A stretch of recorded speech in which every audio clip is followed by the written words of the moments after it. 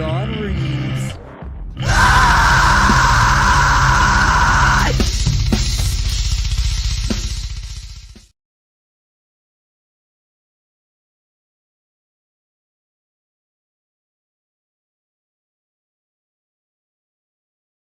Boom, we're unmuted. How are we doing, guys? It is me, John, and we are having a freaking amazing guest on today. I'm really excited. It's a fellow musician and also a game developer, a man that needs no introduction, but we just gave him one. Freaking Ben Burns. Let's introduce him. Help me welcome him, guys. Boom, right screen. There we go. We got it. Second try. Second time's the charm. How you doing, man? Hey. Oh, can you hear me? I can hear you now. I was watching your stream. There we go. Hi. Perfect. How are Glad you you got it all sorted. today, my friend? I'm doing all right. We were having a little tech issues before the whole stream, but I think we've got them mostly worked out. So if anybody hears something, please let us know. If you see something, say something, as they say.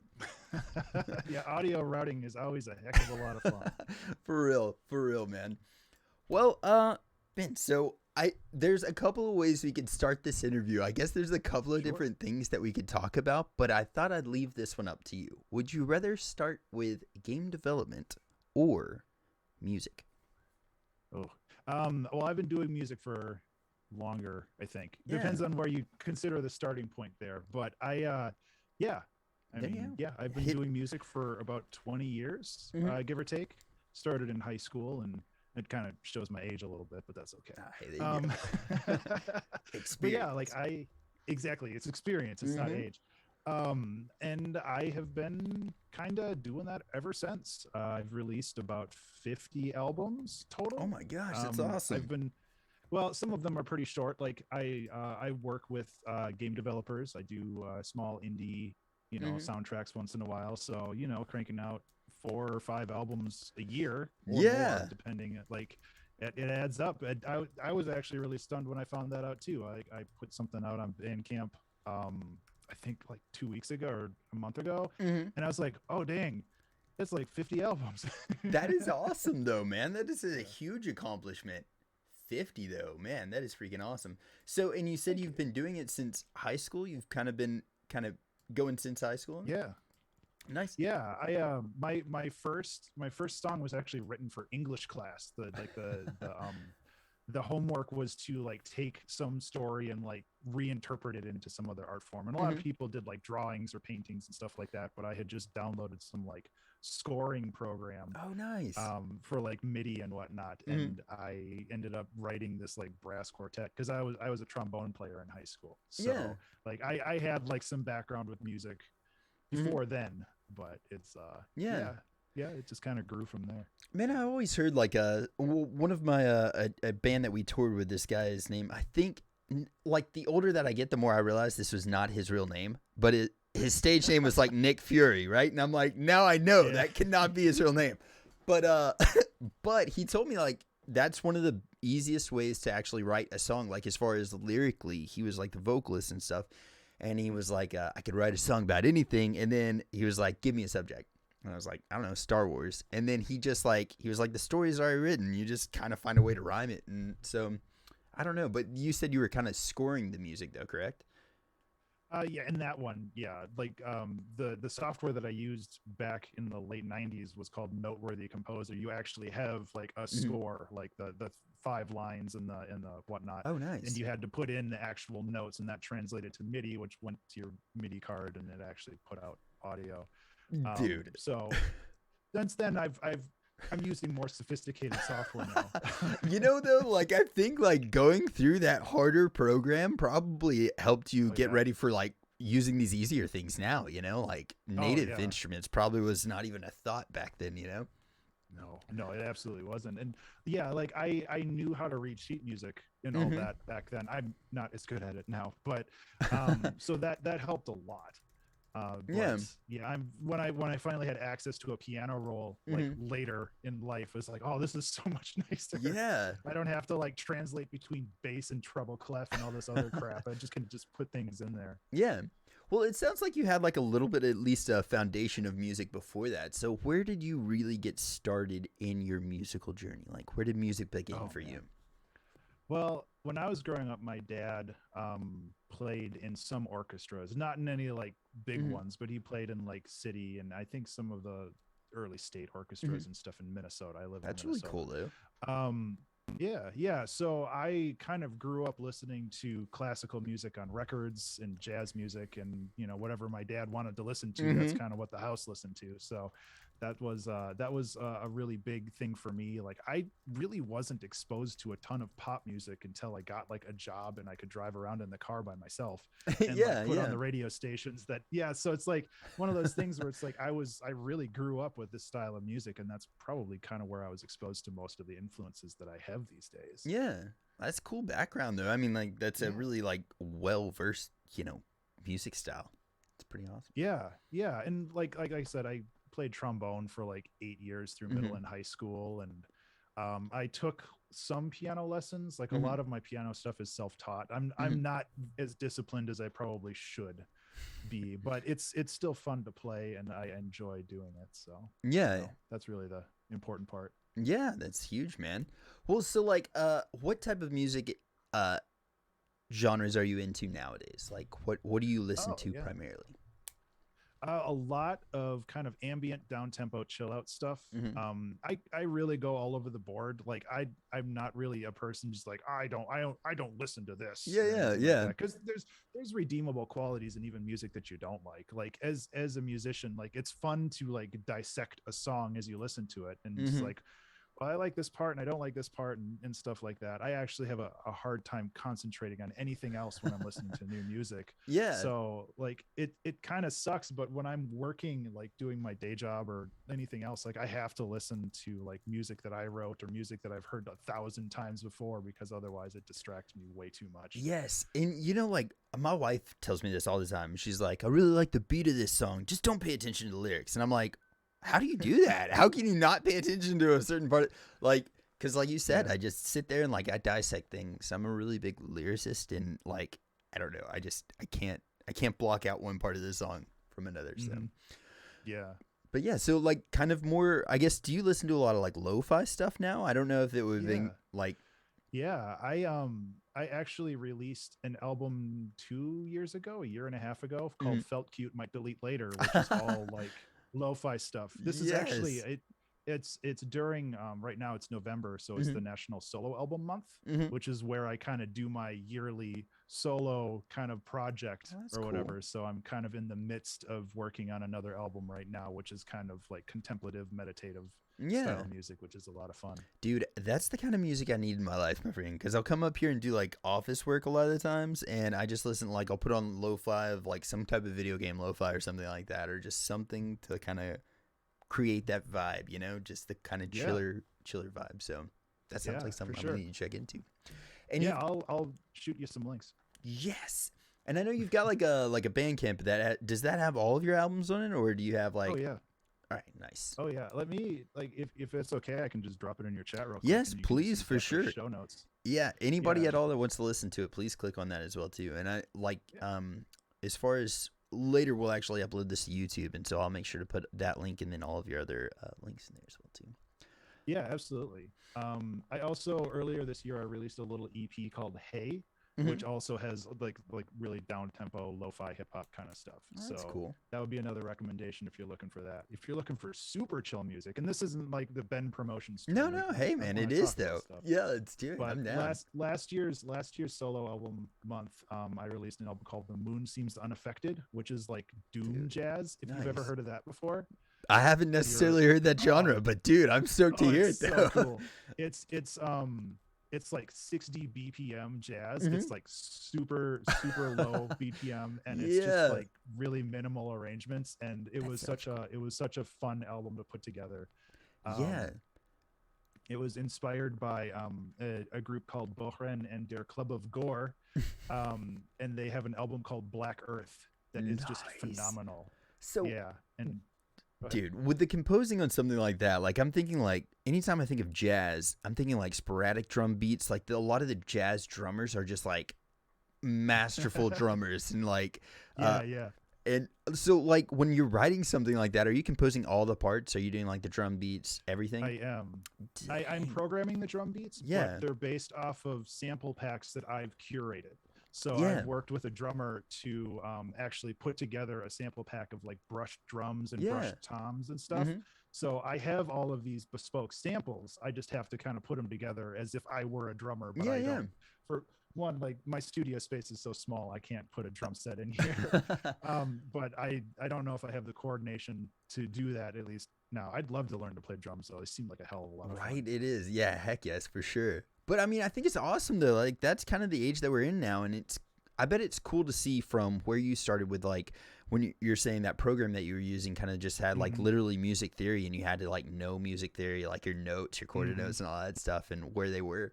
And then now seeing it like, dude, the MIDI that is out now, I use Logic Pro X, and the Yeah. what I use for drums are Get Good drums, but Mhm. some of those packs, man, are like studio quality, Yeah. and it's insane. Like I don't know. Yeah, it's super cool. And another thing here, let me show you. Have you ever heard of a breath controller? Mhm. Okay, yeah. So for that album, oh my god, sorry, I don't know if we're supposed to swear or not, but I No, have go like for it, this man. breath controller guy. Yeah, That I like the ensemble for the Moon that Scenes is so cool. Unaffected Yeah, is it was like bass guitar, drums, piano, and a saxophone. yeah. So the breath controller was all saxophone, and it was so much fun to That's like so cool. basically play piano, but like a saxophone comes out. Yeah, yeah. Having those extra like the breath pressure and like the bite gives you Mhm. such control over just like the dynamics of the instrument, and Yeah. it's like kind of wild where you're not just worried about like hitting the note Mhm. harder, you actually have to worry about like breath control and all this other stuff. Yeah. There's like a uh okay, sorry. Simi was saying she's hearing a tiny bit of feedback, yeah, but just a tiny bit, and it's not distracting as much. Well, there you go. Well, let me know if it does, like if anything, Yeah, if I can fix something for sure. But I yeah, think if like I can turn mine down maybe. I think yeah, I mean I don't know. Okay. On yeah, on here it's looking okay. Like you're not peaking or anything Okay. on the. Okay. But mute my mic. Yeah. Check. But no man, I like they're coming out with so many different plugins and so many different they're actually even doing like the physical pedals now that will change the tone of your guitar into a completely different instrument, and it's Yeah. getting insanely cool. Like I'm loving the technology that we've got coming out right now. And So yeah, it is. It's really cool. yeah. But do you so like being in the video game industry as well too, do you have you made any songs that have ended up on like video game soundtracks, or is that something that you're Yeah. like focused on? Yeah. Recently, well, not recently, like 2 years ago, I did an album for a game called Still There, which is Mhm. kind of like a contemplative puzzle game. Mhm. Um, and that was published by Iceberg Interactive, who did a couple other big games. So Mhm. like that was really cool. That's But neat, man. I've worked with a lot of like smaller indie groups. Mhm. And I can't remember how many albums I've put out through Dude, them, that is but so cool. it's yeah, it's really cool because it gives you the opportunity to like it's essentially it's a collaboration. Like you're working on a like a multi platform or multi Mhm. artistic approach to like sorry, my brain just stopped working. um you, you have an idea and you want to do it, but you have to do art and you have to do music and you have to do Mhm. programming. It's like all of these multidiscipline Yeah, approach yeah. to a particular project. So it's like this big collaboration with either a bunch of other developers or like another studio, and it's so fun to kind of work with other people and bounce stuff off each other Yeah. and like actually make something together instead of just like working alone, in Yeah. this room. Yeah. And like I mean, that's one of my favorite things I guess about music is like you, I kind of do a lot of my music in this room by myself, and I, like Hmm. guitar riffs, but I feel like sometimes unless I really branch out, it gets almost like repetitive in the sense of like my creativity is almost like limited to my own brain, and then as soon as I Yeah. play with another musician, it's just like I learned something new, or like my mind goes into another place, and so that is awesome, man. Excuse me. Yeah, it's so much fun to do that. And honestly, like I haven't done it enough. Like my goal is to collaborate with more people next year. So Dude, if you want to nice. do something, you hit me up. 'Cause I Yeah. would be 100% like on board for that. Heck It'd be a yes, lot of man. fun. I'll send you over some stuff that I've been working on that like might be kind of in your wheelhouse. It's Yeah, like I sure. don't Yeah. know. I work on some odd sounding music, I guess. But Hell, so do I. So it's all yes, good. nice. So man, speaking of your 2 hour track challenges, how did that really Yeah. begin being a thing? Like, this is a really cool concept. Yeah, that actually started through Reddit. Mhm. There is a subreddit called 2 Hour Trek Sunday Mhm. or Sundays. It might be Sundays. And they've been doing that for I think like 7.5 years now. Mhm. Every Sunday they get together and they basically a theme is chosen at random and they give everybody 2 hours to make a song and they all come back together for like a listening party afterward and there's Mhm. a hell of a lot of fun. Yeah, yeah. But my schedule didn't like work with that, so I was just like, well, I'll just do it myself. Like I do mine on Wednesdays, Mhm. and I stream it. Yeah. So like every Wednesday at 4 p.m. Central Time, Mhm. I sit down and I write a song, and it's That's so been cool. one of the best. Yeah, it's been one of the best like creative boosters for me that like I've ever had. Yeah. Because like I consider it kind of like going to the gym. Mhm. Like you don't always want to do it, but you still do it anyway. Yeah. And usually when you're done with it, you're like, that was all right. Yeah. And I mean, honestly, too, like, you're flexing that muscle, man. Like, your creative brain, like, if you're not using that, I do feel like it will kind of deteriorate. And if you do use it a lot, I mean, dude, writing songs in 2 hours and they turn out the way they do, like, if you guys go on his YouTube channel and look, it's just like, it's so cool to see. There's a live, like, you creating it, and then the next one's the actual song. So, like, Yeah. it's really cool to be able to see, like, if you just stumbled upon the finished project and then you can actually go and find you working on it. And Yeah. I mean, but you taking 2 hours to work on some of these songs that you've made and they're freaking beautiful. I can only imagine what you do with, like, man. a long, like, no time restraints. It's awesome. Honestly, I have a hard time not, and this isn't a brag, this is actually a problem. I have a hard time not making a song in 2 hours because I get like too antsy and I'm just like, it's fine, it's good, let's just go on to the next one. Yeah. And it's just like it's a real double-edged sword in that regard, where it's just like I don't have the patience to like sit down and like flesh something out as richly as I probably should. Yeah. So it's actually a struggle for me sometimes. But I am really proud of like being able to like have that, not only the finished product but the actual process of making it. Yeah. And like it's like super inspired by Bob Ross and stuff, where Dude, like he yes. just every week he just sat down, he spent 30 minutes, he made a painting, he had an idea beforehand and he just went for it. And like that's sometimes problems crop up and you have to improvise along the way, and sometimes you just gotta jump with it. That's an awesome way of looking at music. I've never in my life heard a comparison of Bob Ross and music, and I love that, dude. It's such a cool way to do it, man. Yeah, and I absolutely love the series. Like we just hit episode 300 like a month ago, really. Like I've been doing it every week for almost 7 years now. Yes, that's or maybe 6 years. Either way, a long time. Yeah. And I'm super proud of the whole project. So have some of these songs, or I guess the majority of them, have they wound up on albums that you've released, or are they just kind of release all of them as albums? That's awesome. They're all on Spotify, they're all on Bandcamp. I release seasons basically, so every 3 months I kind of collect all the songs together and push it out as an album.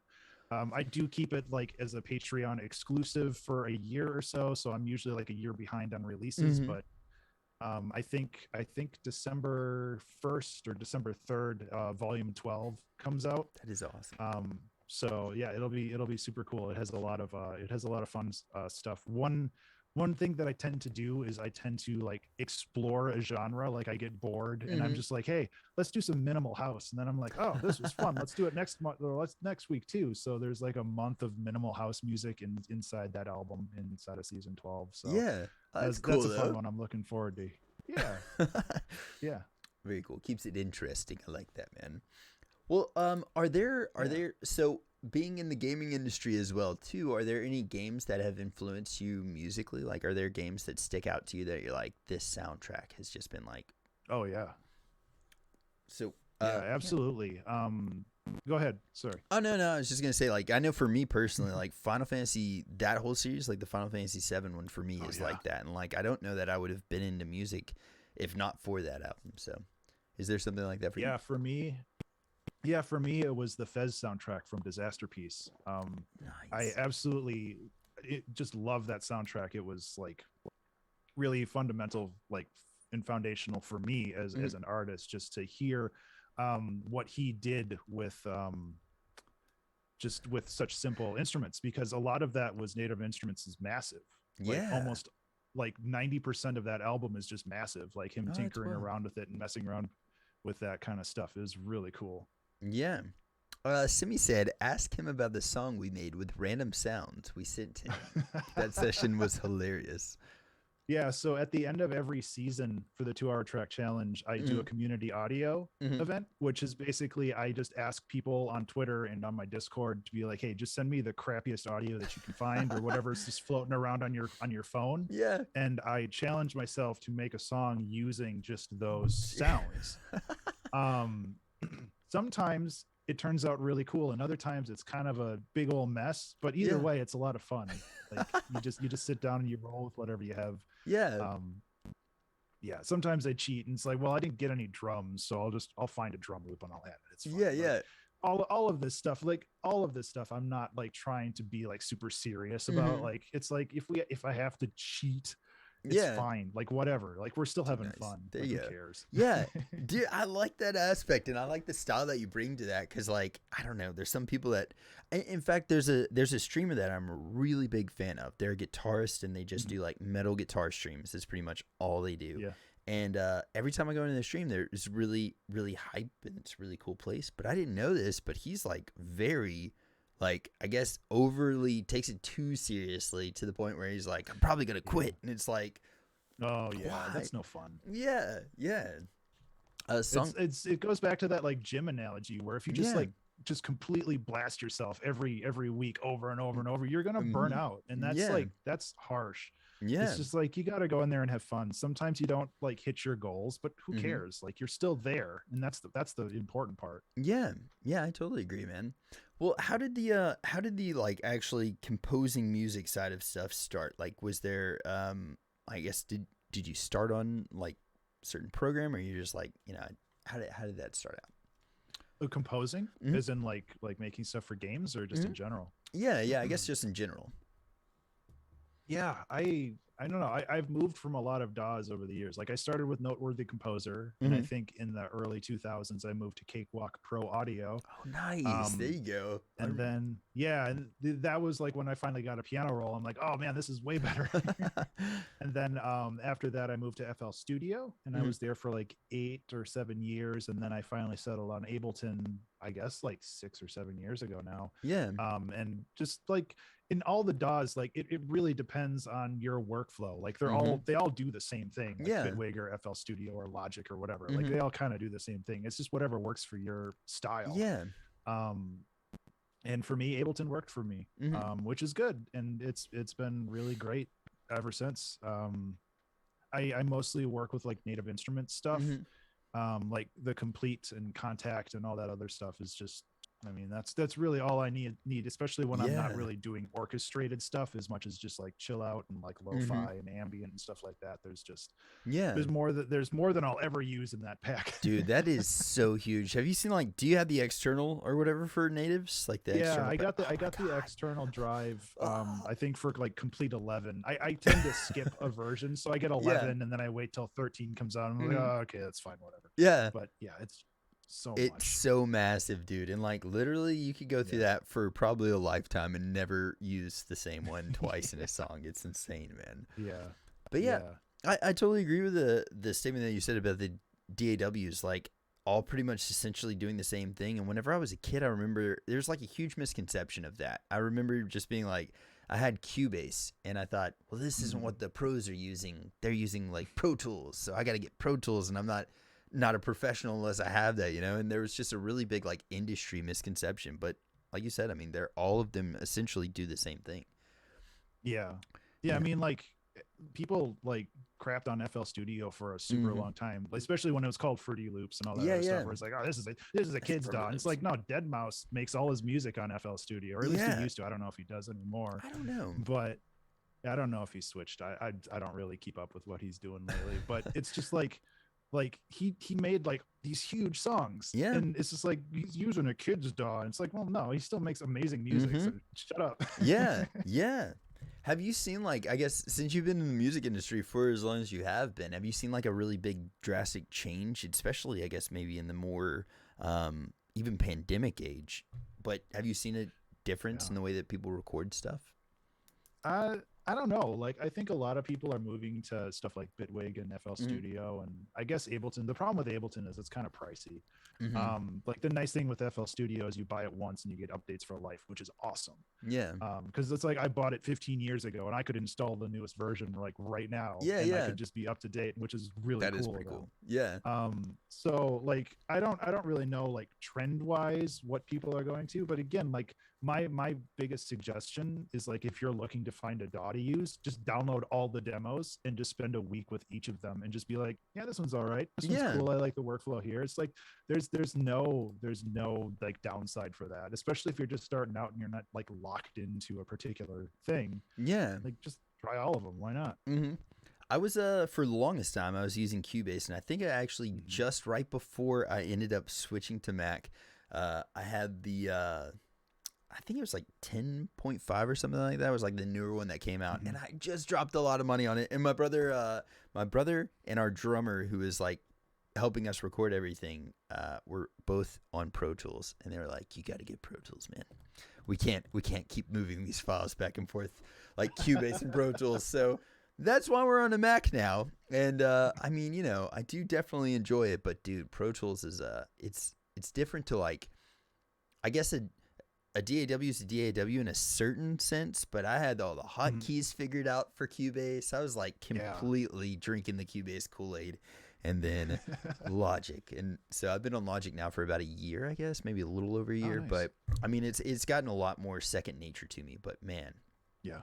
it's Yeah, and Mhm. there's actually a new VST. I don't know if it's new, but there's something called satellite audio, Mhm. which is essentially like kind of like a cloud sharing for each DAW. So you can Mhm. basically just drop files in, and that shares it with. So it's like DAW agnostic. Like, Oh, you that's can cool. collaborate with anybody because it's basically just downloading the WAV file or the MIDI What? file into their project. Yeah. Yeah, I haven't used it yet, but Mhm. there's a couple of people that's like, yo, if we ever collaborate, like, let's just use this, like, why not? Yeah. Yeah. And I think right now it's free because they're trying to build a user base, so like, Dude.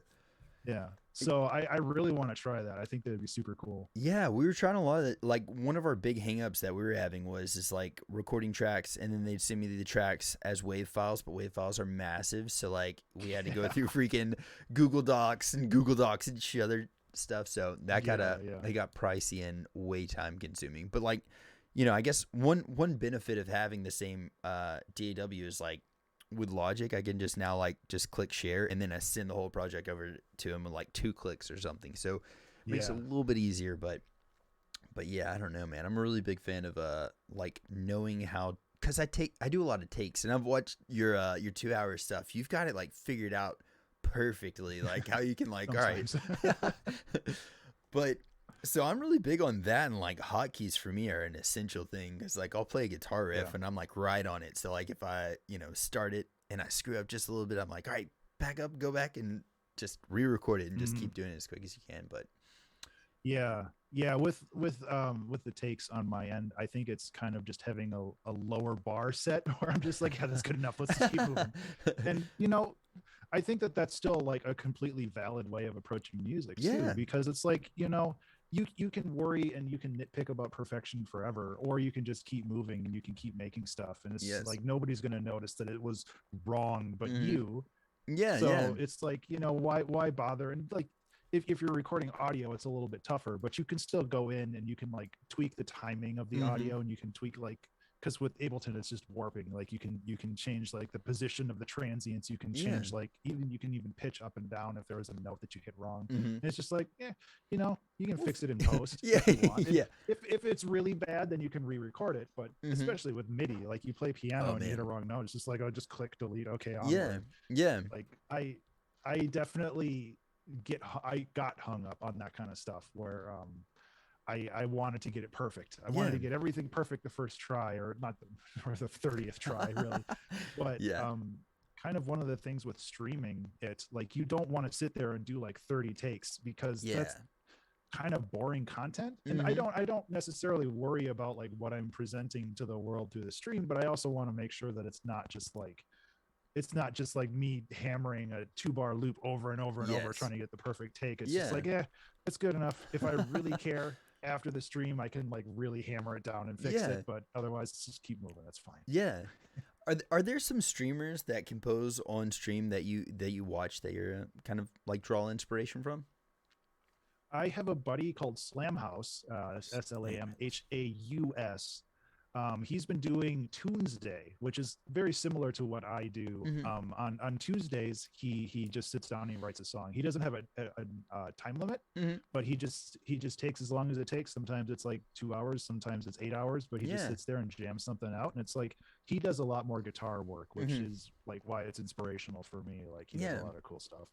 Yeah. Not a streamer, but Jeremy from Red Means Recording. Mhm. He does a lot of synth stuff these days, but he was a big inspiration for me as well for a Nice. very long time. Yeah, Mhm. he's a cool dude.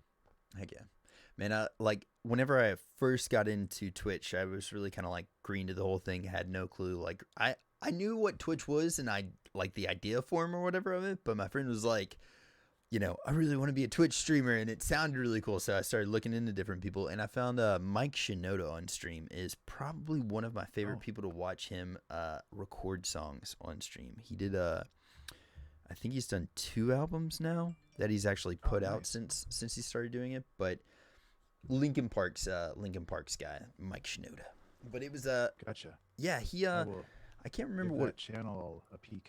Right, I think he did I think it's called Missing Pieces or something was one of the albums that he came out with. But like, it's cool to see people like that composing, and then you're like, oh, he just like he has different techniques and stuff, but essentially what he's doing is the same thing as what we do. Like it's right. It's just cool to see that. I think definitely. Yeah, and that's why I love like the whole idea of streaming in general, because like if somebody has a question about like what I did, they can just ask, and then I can just spend 3 minutes explaining what I did and why I did it and like my thought process. And I think that that's like incredible when it comes to enabling other newer artists or even like more experienced artists who are trying something different. Like that's so empowering for people just to be able to sit down and just like give them a quick tutorial on something while I'm doing it. And it's just like, this is how it sounds when it's done, and this is how I got there. And that's just like, it's incredible. And that's why I love streaming, even though like I'm not in it to like make millions or get like billions of followers or whatever. It's like I don't care about that. Like if I can connect with a handful of people every time, dude, like, that's rad. That's way more valuable. I completely agree, man. I know whenever I first started in the whole Twitch streaming thing, I was like, gotta get affiliated, but it was just to kind of like prove a point to myself or something. But I completely agree. I'd rather have like a conversation with like a handful of people and like really be engaged with what we're doing than have like thousands of people, a crazy chat you can't actually talk to, and like that's like the big thing for me. Like I want to converse with people. I stream because I want to like be social, especially these days where this is like the only place where you can be social for real. And like if you can't follow chat, like it's too much. Like I'm not here to put on a show as much as I am just to like connect and like teach and be a part of like a greater community. And I think that's more important, really. Yeah, I totally agree, man. Well, I guess a couple of last things about music before we get into gaming and gaming development. But is there a 2-hour project that like you look back at and you like that is your favorite one that you've done? Yeah, I actually Oh. have a Spotify playlist. Every Yes. 50 or so songs, Mm-hmm. I go through and I listen to them and I rank them. So I have a Yes. Spotify playlist of my favorite songs ranked. So I will Yeah. put that in chat. Yes. Please Um, do, man. yeah, so I have like this big Trello board where when I do, I just like go in and slot them in where I think that they're the best. That's awesome. Um, so yeah, like I have a couple that haven't been released on Spotify yet. Mm-hmm. But there's a song called After the Aftermath that I think is like one of the best songs I ever written. It's on YouTube right now. It's not on Spotify, Mm-hmm. but it'll get there eventually. But it's like There this you go. really like slow ambient piano stuff that kind of like builds into something.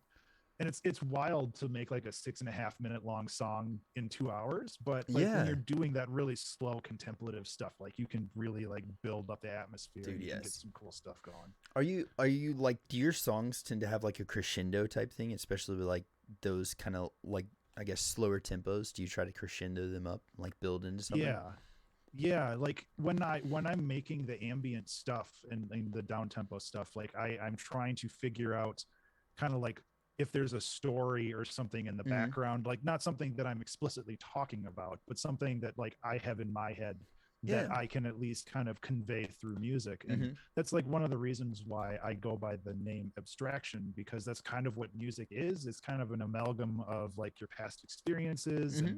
and like all of your own personal feelings, and that's how you interpret the music, and everybody interprets whatever song differently, and I think that Yeah. that's really cool. That is awesome, man. Yeah, Yeah. for sure. So do you have any like with layering, do you have any advice to people out there that might be trying to like get into that same style of music to how to start layering in those songs or layering in tracks? Yeah, yeah, like layering just in general is really important. It's something that I forget to do a lot of the time, honestly, where it's just like it can be so powerful to like layer a piano and like a dulcimer or something Mm-hmm. together where you suddenly get this like extra layer of texture because they occupy different harmonic frequencies. Like the Yeah. piano's like mid-range and dulcimer's in the higher range, and Mm-hmm. that can really like completely reshape how you hear the instrument. And that offers a lot of opportunities for really cool like sound design stuff too. Like you can pan them off to the sides, like on each side, Yeah. or you can like put some effects on one and not the other to kind of create like a dreamy effect. There's like Mm-hmm. so many cool things you can do with layering, and it's like I say, I forget to do it sometimes, and I've been trying to be better at it because it's such a powerful tool. Yeah. But like as far as just like sound design and construction of a song in general, like Mm-hmm. it's really important to just be aware of where you want the song to go, and doesn't necessarily mean it's going to go in that direction, but just like if you have an idea of where you want it to go, or it's like, Mm-hmm. okay, well I want to have this grow for another like minute or 16 bars or Mm-hmm. whatever, and then I want to have it like stop and then kind of explode and then like slow down. It's like you at least have like a blueprint to work off of, and Yeah. if you have inspiration along the way that veers you off that path, that's even better, but at least you have like a plan. Yeah. And like not worrying about like getting the idea in your head perfect, Mm-hmm. but just like worrying about more about the journey of getting there. Because there's a lot of times where I'm like making a song and I'm having a good time, and it's like, oh, this is a dumb idea, I'm going to try this. And it's Yeah. like I have way too much fun doing it, so I kind of veer off in a completely Yeah. different direction, and it's like, oh, this is stupid, I love it. It's so much fun. Dude, yes, I completely like I relate to that too much, man. I think I've got like ADHD if we're being honest about it, but it helps, man. Yeah, Yeah. nice. Before we pivot into games, because I think that's where you're going, Mm. I know Simi mentioned something that she was a part of a while ago. Yeah, yeah. I do host something called the 2 Hour Album Challenge, which is a Nice. community event. Mhm. And that is basically every 3 months we come together and I pull a random theme. Mhm. And over that weekend, we all do a 2 hour track challenge. Oh, that's cool. And then we have a listening party at the end of the weekend, and then that album goes up on Bandcamp and is sold for charity. Yeah, that's awesome. So Simi is on a couple of those. I put the Yes. link in chat. It's 2hac.abstractionmusic.com. But Mhm. we've had I think 16 volumes of that now. That is so And cool. like, yeah, it's super fun. And if there's any music makers out there Aw. willing to give it a try, we do it every 3 months. So the next one's in January. Mhm. So yeah, You're going for them, we should Simi? participate. Nice. I would love to, Yeah. man. That would be so much fun to do that, dude. So seriously, hit me up, It's please. Yeah, I will try to remember to give you a poke when things get close. So Heck like I yeah. said, it's like early January is the next one. Is there like a Um, theme for every one of them, or like is yeah, there yeah, nice? we have a list of 20 themes. Then I Hmm. just roll a 20-sided die and just like choose Oh one yeah, there you out go. of there, and then we just replace that one every time. Like last one was travel. Hmm. So some people did like let me look at the track list for that one. Like, oh yeah, the first song was called Hardcore Train. And it's like a metal song. It's quite a loud way to open the album, but it was a lot of fun. And there's one called Traffic Jam, Taxi. My song was Low Earth Orbit. Like it was just Nice. like just using the word travel as an interpretation to do whatever. Yeah, But yeah, like it's a way to kind of um way to at least start, yeah. and that's really cool. Yeah, That it's is it's a really ton cool. of fun. And so it's not Yeah, like we necessarily like genre specific or anything like that. It's no just like no. theme specific as far as like here's the starting point of an idea of the Yep. song Travel. Dude, Yeah, that is yeah, really cool. absolutely. I like Yeah, that and so much. the prior one was music for everyday life, so all the songs had to have the track name music to blank to. So there was like music to plot crimes to, and music to haunt nightclubs to, and so it was just like a fun way to just try to put a twist on like Yeah. the normal stuff that you do, and it's like it was a lot of fun. And how many of these have you done so far? We do that every 3 months. We've done 16 of them so far. So That's we've been doing that awesome. for 4 years now. Dude, nice. The last one had 52 submissions. So we've gotten like 50 plus artists on a lot of these lately, and Dang. it's really cool. And the listening parties are so fun Yes, that because sounds so everybody's cool. just like everybody's all like nervous. It's like, oh no, my song's coming up. Like, oh, I hope people like it. And it's like Yeah. everybody's so like positive, and it's just like it makes me a little emotional Ah, sometimes. it's It's like so cool, listening to all man. this positivity flowing Yeah. through. It's so cool. It's like that reminds me of like singer songwriter nights. I've done a lot of those where like it's just you and an Yeah. acoustic guitar, and then like right before you go on, somebody freaking blows it out of the water, and you're like, I hope they like what I got. But like, dude, that sounds Yeah. such a cool idea, man. I Yeah, it's super fun. yeah, we were like I only ended up doing one because like it was a lot harder to get signups than I was thinking it was gonna be, and I hadn't been Oh streaming for yeah. a long time, but we tried to do an open mic night live on Twitch one Oh. time, and it was a lot of fun, but we didn't end up having like, but I think maybe 6 people or something like that actually sign Yeah. up, but it was really cool. It was really cool. But I Yeah, I like can that imagine atmosphere. coordinating that, especially like digitally, can be Yeah, a real problem. yeah. So, But that's awesome. but And then what is the actual what does that album still go to? You said it was a charity, correct?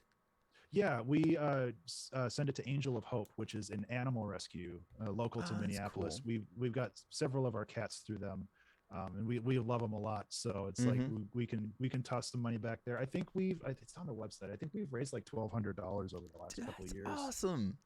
Yeah, I'm really proud of that. I'm really proud of the whole community. They're just super cool. Yeah, they seem like it, man. Like, well, to be honest with you, musicians, man. I think that's what we're good Yeah, at. I don't yeah. know. Yeah. But I don't know. I think that project is awesome. How did that end up coming about? Like, how is it something that just you guys decide Yeah, to make yeah. Yeah, it kind of organically happened because I was doing the weekly 2 hour track that? challenge, Mm-hmm. and a lot of people were starting to get interested in it, and I think I had just recently created a Discord community, so I was Mm-hmm. just like, hey, why don't we try doing this? And Yeah. I set it for like a weekend, and just find 2 hours within that weekend to make a song, and jam it out and send Oh it over to God. me, and we'll have a listening party. And it kind of evolved from there, and I'm like, it's so cool because like it just keeps going, and it just keeps getting bigger. And Yeah. hopefully, like if we get the right press for it or something, like I Yeah. don't do a ton of advertising for it, but like if we could get like a bunch of musicians together and raise like a ton of money for charity, like Yeah. I'm all for that. Like that'd be awesome. Dude, But in the yes. meantime, it's still a cool way to get together and just like check in with your friends and hang out and Yeah. make a song together. That is so freaking cool, man. I love that idea Yeah. so much. It's like a really unique way to keep like a musical community. And then especially like you said, like even throughout this whole pandemic, man, that's been the worst for Yeah. me. It was like before the pandemic, very active and trying to play shows and like doing that stuff. And then pandemic happens, like can't go to concerts, can't do Yeah. any of that. And so it like took my social life and just forced it on here in a sense. You know what I mean? And Yeah.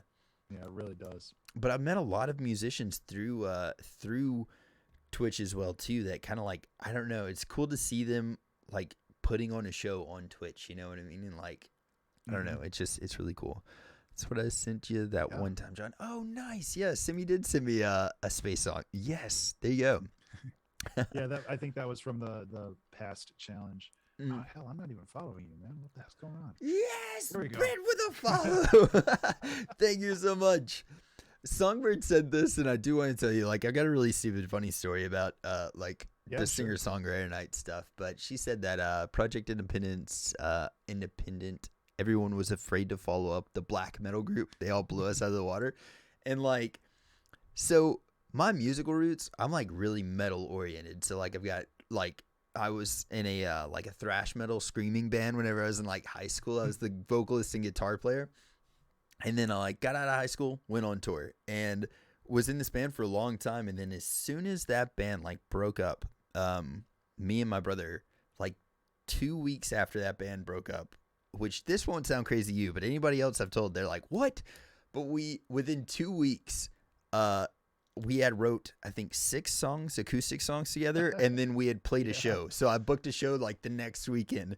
And so like I'll go from doing thrash metal to acoustic singer-songwriter stuff. And it kind of had like a punkish kind of feel to it or something.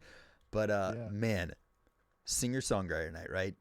At the Bluebird Cafe, which is like a big place in Nashville for like singer-songwriters and musicians. I think it's like where Garth Brooks got found or something. So people are like, I'll get discovered here.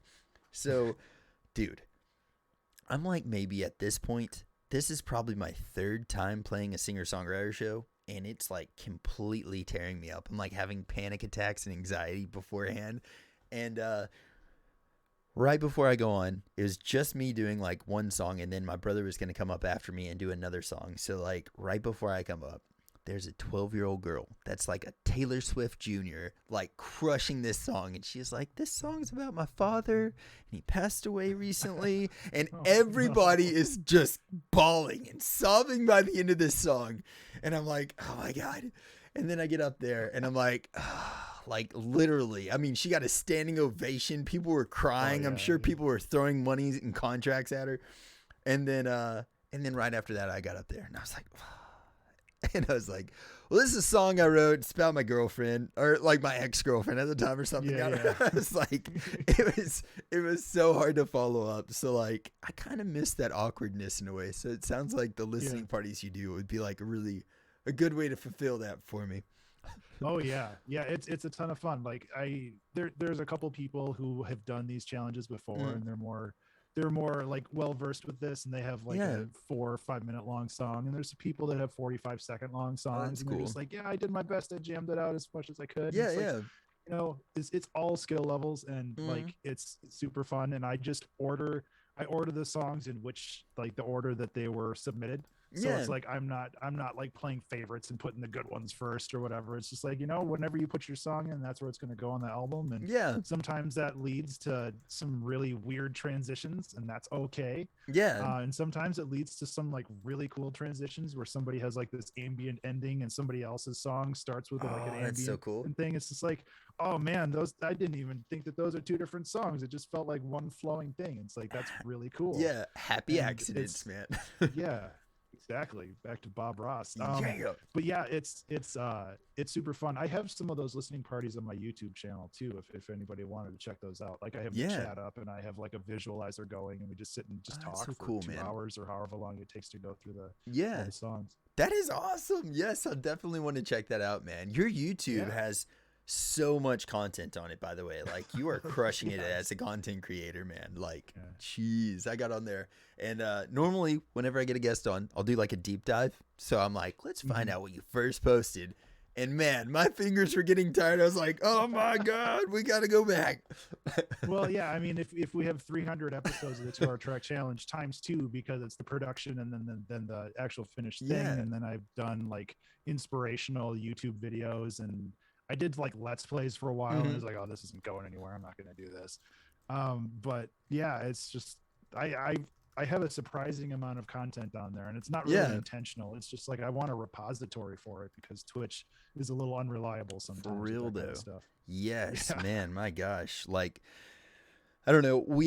I had a podcast with a person that I really was excited to get on and talk to and stuff. And the entire thing, for some reason, we had like music or something like that playing at the starting of it, and the whole thing got muted, so I couldn't clip it or Oh anything. I was God. like, no, it was so Oh, bad, that's dude. terrible. Yeah. Yeah. Writing as many songs as you have you ever been flagged incidentally for like copyright? Yes. A couple times. My favorite one is where the Ableton metronome got flagged on a thing, and I was just like, "Oh, I'm gonna contest this." For real I though. mean, yeah, it was the Ableton metronome. Somebody released a song and Mhm. put it through Content ID or whatever. It started with the metronome, and it's just like, I guess like that's technically in the song. They used it as an instrument, but it's just like, oh, come on, guys, really?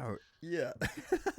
So yeah, and there's been a couple times where it gets like piano stuff gets flagged because Mhm. it's a little similar and all that, but for the most part, like, and I personally I don't do any of that Content ID stuff. Like if Mhm. people want to use my music in their shows or in their Twitch shows or whatever, like you're more Yeah. than welcome to, Oh, that's cool. because I hate Content ID. It's such a pain in the ass for everybody. Yeah, I totally agree. It's a real like it. It's kind of a ridiculous system, I guess, in a sense. And then It too, is. like, Yeah. especially like the whole thing that happened with Twitch streamers and like the ban hammer happening. Do you like? I guess Yeah. whenever that was going around, I talked to a lot of musicians that some of their music was some of the stuff that was getting flagged, and they they were like, dude, I even got pulled. A lot of my stuff got pulled from my own Yeah, songs. I'm right. like, I'm playing the music. ridiculous. Yeah. And so it's crazy, man. I really don't feel like in that sense, like Twitch did not really have like the streamers, background or like they're back in Yeah. that aspect.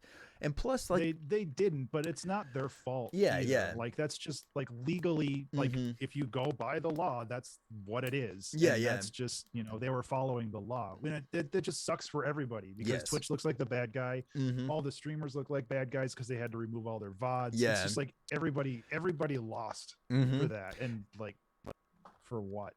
What's so weird to me too is like, doesn't Amazon own Twitch? I believe they do. I think I've heard somewhere. Yes. So like, they Yeah, they also do. own Amazon Music, which is like a music licensing thing. So you'd think Oh, that I'm they'd be able so to like, pissed about that. dude, I know. You'd think that they'd be able to do some kind of like update, like I don't know. I'd pay for being able to play the rights to like the music that's on Amazon Music. You know what I mean? Like if you're an Amazon Prime person, Yeah. maybe. Yeah, it's not only that. Then I'm sorry for complaining for a second, but You like got it. with the Twitch music stuff, Mm-hmm. that is all they don't pay you for that. Yeah. They don't pay you for putting your music on Twitch Music, Mm-hmm. but they do pay you if you put it on Amazon Music. And it's just like it's the same What? system. Yeah. It's just like, why don't you pay your artists that are contributing to this? And Yeah. it's obnoxious. And there's a service called Pretzel.rocks, which I use, or I submit my music to, and it's basically Spotify, but all of the music is Content ID free. Mm-hmm. So I love them as a service. They're really good to me, and they seem to be like having the streamer's best interest at That's heart. really cool. Where it's just like, this music is available for you to use. There's no Content ID, so you can actually use it in your streams and not get muted. And it's Yeah. just like, it burned me up so much when I learned like how that Twitch music stuff works, because it's just like you can put your stuff on there and not get paid, or you Mhm. can't put your stuff on there and then you don't get any like exposure. Yeah. And it's just like nobody wins. Again, Mhm. it's just like all this Content ID stuff is just screwing over artists. Yes. Both the music producers and the video producers. Like nobody wins, and Yeah. like people are just fighting over like these pennies, and it's just ridiculous. I think that same thing carries over into live music, and then also just like music in general. It's insane to think Yeah. that like for instance on Broadway in Nashville now, you have to pay the venue for you to play there, and you don't get to collect It's tips. obnoxious. Yeah, Yeah. it's ridiculous. And like, I don't know. I think a lot of the times whenever like business ends up getting their like money fingers into something, that's whenever it really starts Oh, yeah. kind of screwing over the content creators that are creating it in the first place. But yeah, Pretzel Rocks, Yeah. I'm gonna have to get on there, man. I'm gonna have to find that and like get. So is that something that like streamers can get a playlist or be Yeah. able to play stuff from Yeah. Pretzel Yeah. Rocks? They have a pretzel. It's pretzel.rocks. Like it's an actual like dot rocks. But it's Yeah, they have a free version where Mhm. you can't really control the playlist. It's like the old Pandora, really, where it's just like, hey, this is the music we're giving you, and Yeah. then there's like a paid version where you can like create your own playlists and do that. And the paid version actually pays the artists very well. Like I I I get a pretty good paycheck from them every month, and it's just like Oh, that's it helps awesome. pay the bills. And yeah, Yeah. Heck yes, that's man. yeah, I love Pretzel though. I will always recommend them, especially for streamers. And like if you need music, if you need something to jam to, like, or if you don't have it, like my music is free to use. Like you can just open up Spotify and just play my music through there. Like I don't care. Like Yeah. I would just rather have it out there in the world than make like 5 cents off of it. Like I don't, whatever. Well, for real, that's awesome that that's a thing that's offered. I don't know, like I think that's a huge hole that's kind of still in the industry that people don't know about. Enough people don't know about it, you know? And Yeah. yeah, dude, everybody's trying to like, hey, can I get the rights to play your music on my stream and stuff? And they have to get like independent artists and stuff to be like, yeah, you Yeah. can play it. But Pretzel dot rocks, that's awesome, man. I'm gonna Yeah. definitely get on there. Yeah. It's a great service. And like I have my website has like kind of like details on attribution and whatnot, and it's just like if you're using it and like if you're playing it off Spotify or if you pay for it, especially, it's just like just do whatever, it's fine. Just Yeah. make sure my name's on it. I don't care. Heck yes, man. Yeah, I mean, like, I think, and that's how probably a lot of the musicians are like, just, hey, credit me for it. Let people know Yeah. where they can hear it, you know? Yeah. Well, heck yes, man. And also, I mean, all that, man. You're a musician, all these awesome things. And what I like about you is you also have got games out. What in the world, man? Yeah. Yeah. I told you I could talk forever about anything.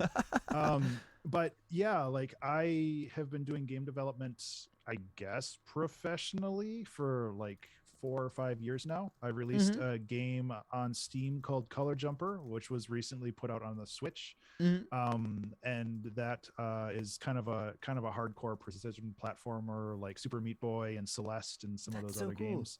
And it's on the Switch now? Yeah, thank you. Yeah, it got out on the Switch last year, I Dude, think. nice. That was a huge thing for me. Like when I was a kid, I played like my Nintendo and Super Mm-hmm. Nintendo. I was like, oh man, it would be so cool to get like a game on there. And it's like, oh my god, I actually did that. Like I Yes. that was a wild realization for me.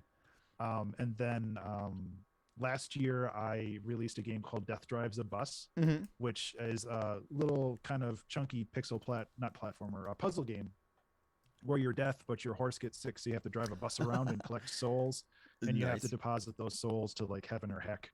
Mm-hmm. I called it heck for some reason. I thought it was cute at the time. Yeah. But yeah, like I have been making games for a while. I kind of grew up making games, but that was like back when like the technology wasn't really there for me to do what I wanted to do, Yeah. which was make like visual, like kind of more visual games, and I didn't really have the skills back then to do it. So Yeah. I picked up Unity, which is a game development platform, Mm-hmm. 5 or 6 years ago, and yeah, I love it. And I haven't been doing a whole lot of it lately, but I Mm-hmm. have another game that I'm planning to release, I think early next year, called Pandemonium, which is Pondem. like a chess. Yeah, it's like a chess game, but Yeah. it's kind of tower defensey. So you Mm-hmm. have to like it's turn based. You have to move your pieces and kind of strategize a little bit and That's really cool. plan your attacks. Yeah, it was a lot of fun to develop, Yeah. and yeah, I have a lot of ideas that I want to explore that way. And I really like the idea of marrying like all of the music stuff, that like Yeah. all the knowledge that I've gained for so long, and I can actually like build some of my skills as like a visual artist and a Mm-hmm. programmer and all this other stuff, and I can kind of put all this together. And I really want all of that to kind of go together. Mm-hmm. And I think like my trajectory in the long run is to kind of just like do the weekly song stuff and then just make games on the Dude, side. yes. Yeah. And that's kind of my dream right now. Just try to get sustainable off of that and then quit my day job and then just do, game development Yeah. and music full time. That's where it looks like it's heading, man. I'm telling you. I think like anybody that's Yeah. got enough passion to just keep putting out content and not necessarily listening to the people that are like, this can't happen. If you just break Yeah. through that and keep going, I think you're gonna do it, man. Well, Yeah. Jamie asked, what is the process like getting something you created licensed for a console? I actually worked with a publisher for that one.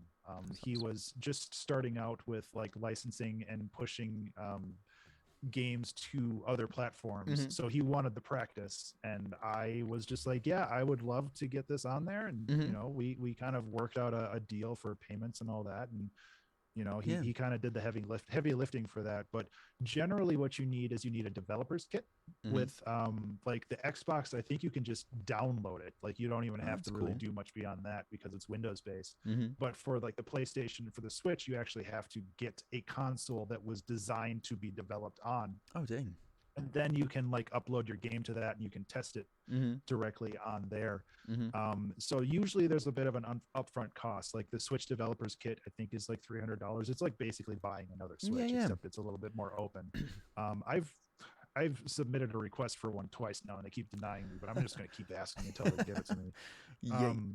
But after that, it's pretty much just developing for it. Hmm. The Switch has some interesting limitations where, like, with the controller, you have to always show the Switch controller. You can't show like a generic gamepad. Hmm. You have to make sure that you have like triggers in place where if somebody like changes controllers or disconnects controllers and all this other stuff, you have to make sure that you're popping up like, okay, well, you remove this controller, like what do you want to do now? Like Yeah. it's a kind of that like OS system stuff that happens, Hmm. and you have to make sure that you have like all of that stuff programmed. And I would imagine for Xbox and PlayStation, like similar Something. processes are in there. Yeah. So yeah, there's all these like really kind of nitpicky little things that you have to make sure that you excuse me, have in Hmm. place. um and then you just kind of send it off and they validate it, and if it's valid, then they'll put it in their release queue, and then you can keep going from there. Yeah. What was the name again? That's the one that you've got on the Switch right now? Oh, Color Jumper. Color Jumper. There you go. um yeah, and I Nice. can post a link to Steam if you want that. Yeah, I've actually, so I've seen the your Steam store, and Yeah. do you feel like, is that kind of where you're gonna be doing most of your releases through? Would be Oh Steam, man, or you? I have a mixed feelings about Steam right now. It's a great platform. Hmm. I feel like there's another website called itch.io or Hmm. itch.io that is kind of like SoundCloud for games, Hmm. where it's really easy to get your stuff on there. Like you can just chuck something on there in 5 minutes and you're good, and then people can download and play it and like give you Yeah, feedback and stuff. And then like Steam would be more like Bandcamp or yeah. Spotify or something. Like it's kind of the Okay. bigger monolith that, like, if you want to get recognized, if you want people to kind of organically find the game, then you have to go through Steam, Hmm. which sucks because just like Bandcamp or Spotify or everywhere else, like they don't care about the small indie stuff. They don't promote like the little guys, so you have to Yeah. do all that yourself. So it's like my goal is just to put stuff out on itch, and if people like it enough, then I'll be like, yeah, I can invest $100 to get it on Steam. Like Hmm. it's not a big deal, but it's like I'm not going to throw everything I make on Steam right away just because it's a lot of work, and it's Yeah. just like it's not worth it if nobody's interested in the game. Like, Yeah. whatever. Yeah. No, I totally Just do agree. another one. It's kind of like a trial error on that. Is it called Itch? Yeah. You said. So you're kind of like Yeah. trialing it out Itch.io. there. That's awesome. Yeah. This is a question that's came up in our in my stream a lot, just whenever we're playing games, and I've been talking about it a Yeah. lot this last week. So with like movies and stuff, Netflix recently came Mhm. out with a movie called Red Notice, and it had like The I've Rock and heard it of it. had Ryan Reynolds, and Yeah. like Yeah. all these huge actors and stuff. Netflix really disrupted the movie industry and even the TV industry now. And Hmm. that now you've got people like Netflix, Hulu, HBO Max that are all putting out like these major movies that like kind of can fly under the radar until they're actually released, and then they're released for free or on a different platform, and they've completely Hmm. disrupted the movie and TV industry. Do you feel Yeah. like there's something coming down the pipeline for the gaming industry that's similar to that? Not necessarily saying like Netflix gaming, Yeah. but like something Yeah. like that. I mean, it's been tried a couple times with like that Google Stadia and stuff, where Hmm. you basically buy a subscription and you have access to these games while that subscription is live. Hmm. And like it doesn't really work the same way because they try to render and stream the game to you instead of Hmm. just letting you download the game. So there's That makes always like sense. input lag. There's always like video artifacting. There's like Hmm. all these problems because of the like limitations of your bandwidth. Yeah. Whereas if you could just like download the game and play it locally, which I guess like Humble Bundle and some Mm-hmm. other like places kind of do that already, but Mm-hmm. I think that there's probably going to be some shift in the future, but I'm not like a futurist with that kind of stuff. Like I don't like Yeah. it's nice to have like an idea of what might happen in the future, but I have a hard time making predictions like that just because like Yeah. something new could come along in a week and that would just Mm-hmm. change everything. And it's just like, well, I didn't see that coming. But For like real, I yeah. feel that I do feel that like the reliance on places like Steam or the Epic Store or Mm-hmm. any of that other stuff is just like I don't think that that's going to be as big of a thing because there's Mm-hmm. good old games, there's like Itch, and there's a lot of other smaller places coming up that are like SoundCloud, and people can build a following through Yeah, yeah. those instead of having to rely on these big. I said monoliths already, but that's what they are. They're like these Mm-hmm. big corporations that are Yeah. essentially just like file hosting. Yeah. Yeah. So it might be something where like people are not necessarily building their kind of like, I don't know, I guess like for lack of a better word, an empire of Mm-hmm. fans, like Fan not base. necessarily, Yeah. yeah, not necessarily on these massive stages like, Game Pass and stuff like that, but they're Yeah. building them on different sites and kind of going to other areas. So, Yeah. yeah. Like I think one of the big things right now is to um disconnect your reliance on like Mhm. one platform. Yeah. I think that that's really important to like spread your stuff as far as possible Mhm. because who knows what'll happen to Twitter tomorrow. Like Yes. they'll get canceled or whatever. Mhm. And it's just like all of a sudden, like your main source of connecting with people is gone. Like, Yeah. so you have Twitter, you have Discord, you have like TikTok, you have all of these different platforms in which you can communicate with people, not necessarily all the time, but you at least have that option to reach out to them. Yeah. And you still have email lists and stuff too. And like all of those are valuable in their own way. Mhm. But like relying on one specifically, like like with the adpocalypse on YouTube or whatever it was Yeah. called like Yeah. 3 years ago, Mhm. where it's just like, oh, my entire livelihood is gone now. And it's just like, well, why were you just posting on YouTube? Like Yeah. you could have been like doing stuff on like Shopify, like merch, and you could have like been posting on Vine back then or whatever it was. Yeah. And it's Yeah. just like there's all of these other things. You can't just focus on one platform for all of your stuff because if that platform goes away, like what are you gonna do? Yeah. Like that was your whole audience that just Mhm. like vaporized, Yeah. evaporated. That's a good way of It's, looking it's at it too. scary. Yeah. It's really scary stuff. It really is, and like, I've heard a lot of, I guess, content creators mention that, like saying, "Hey, don't put all your stock now into like just Twitch or just YouTube, or Mm-hmm. kind of mix it up and put a lot of stuff on Yeah. different things." It's really, I guess my only like issue with that is all the platforms, or at least like the social media platforms and YouTube and Twitch, they operate in a slightly different way. Like Mhm. Twitch channels are a little bit different than YouTube channels, and so if you're really successful, like I've got a friend that's partnered on YouTube that's like just a YouTube video maker. That's like all he does now for a living. Yeah. And coming from YouTube to Twitch, it's been a really hard transition for him.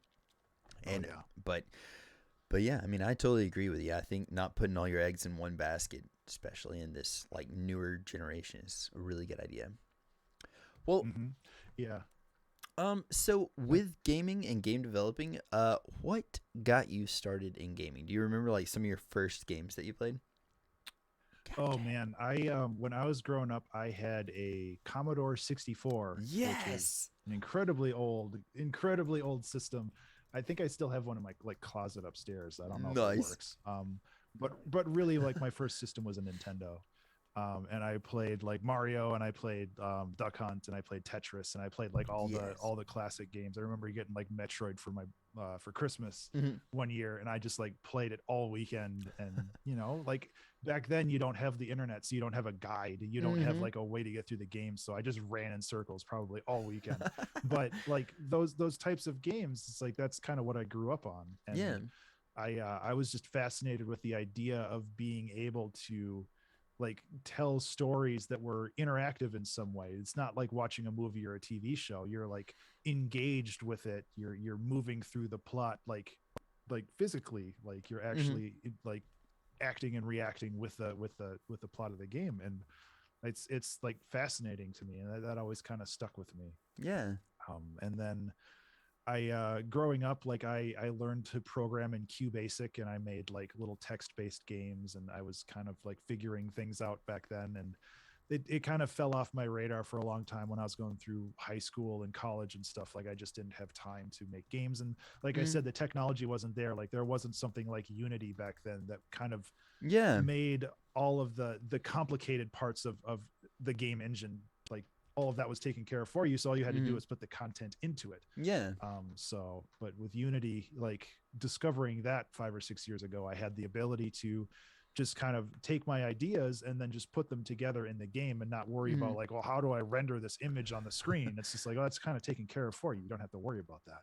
Do you feel like even it sounds like that's very reminiscent of like your music, how you started creating music. You had kind of a harder, more like you really had to know your shit Yeah, thing, yeah. and then now like it's easier, and so like almost with game design is the same thing, man. That's awesome. I never really thought of that, but you're absolutely right. Like it's something where you kind of take the hard road, and then you even if you get burnt out on it and you stop, and then you Hmm. realize that there's an easier way of doing it, like then you can go back to it and you have like the ability to Yeah. like properly kind of dive into it. And Hmm.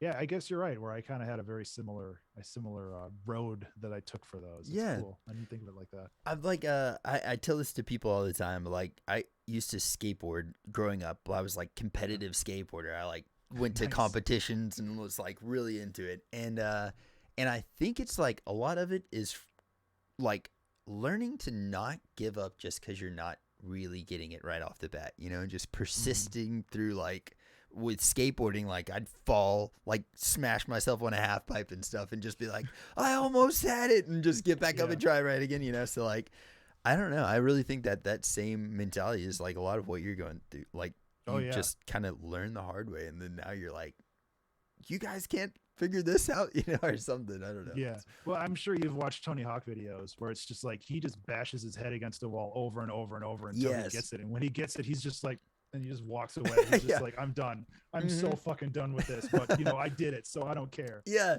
And And it, I love that mindset. me too, man. And one thing that I think is like funny about it, in particular, I guess like skateboarding and like even music, and it's cool that you give a behind the scenes of this, but a lot of the times all people see is the finished product. They don't see like the Yeah. hours of falling on that one trick or the 2 hours that it took you to make this 3 minute, you know, song. Like they're not seeing Yeah. like the behind the scenes part. So I think that's cool that that's what Yeah. your YouTube's doing. It's like giving a glimpse behind the curtain. Yeah, Very cool. absolutely. And like one of my favorite things about streaming is that it shows the failures. Yeah. And it shows the ability that even though I've been doing this for 6 years, I could still screw it up. Hmm. And it's like I'm 45 minutes into this song and I'm going to start over because I hate this. Yeah. And it's just like that happened a month ago where I was just like, no, and I just control end. I just started over. It's like I just got so frustrated. It's like this isn't going to go anywhere. I Yeah. might as well just start over. And I think having the knowledge that like you never get past that, like Hmm. that's always something that's going to be with you as a creator, Yeah.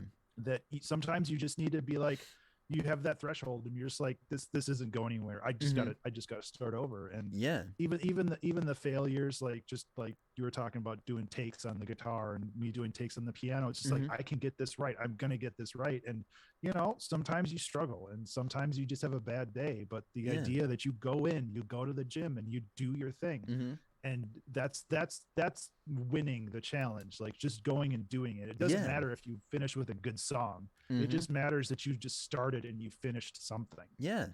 I love that Yeah. mentality, man. I really honestly feel Yeah. like a lot more people would find success in like other elements outside of just these creative endeavors that we do. Like I think they would find success in other things as well if they carry that mentality into everything they do, you know? Like the more Yeah, that I go yeah, about it, absolutely. I'm like my day job is nothing at all like this, and it's like the more that I like apply this concept to that, I'm like, all right.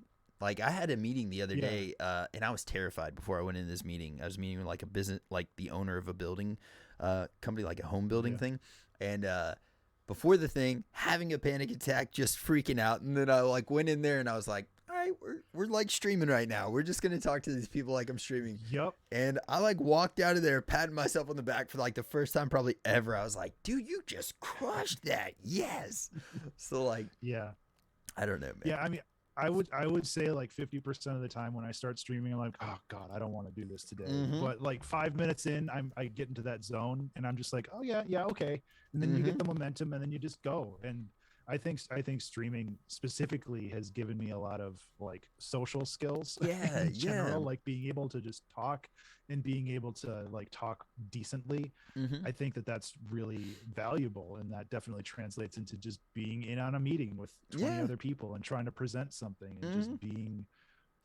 being able to talk is such an important skill, Yeah. and it's really hard to learn. And streaming is a good way to get there. Yeah, for real, man. Which it sounds dumb, but it's true. Just like sitting down and talking for 2 hours every week or more, Yeah. like that'll get you there. It y- helps a lot. It definitely does, man. And like, I mean, you being a community creator and all that as well too. I mean, I feel like it just there's a lot of streamers out there that like I'll go into their stream and there's like 40 or 50 people and they do not talk to their stream at all. So you can see that there's people that really do have like that, not necessarily the gift of gab, because I feel like that diminishes what you're doing, but like hasn't really flexed that muscle enough, hasn't really worked out that like communication Yeah. with people muscle. And I don't know, Yeah. I think it's very important though. Yeah.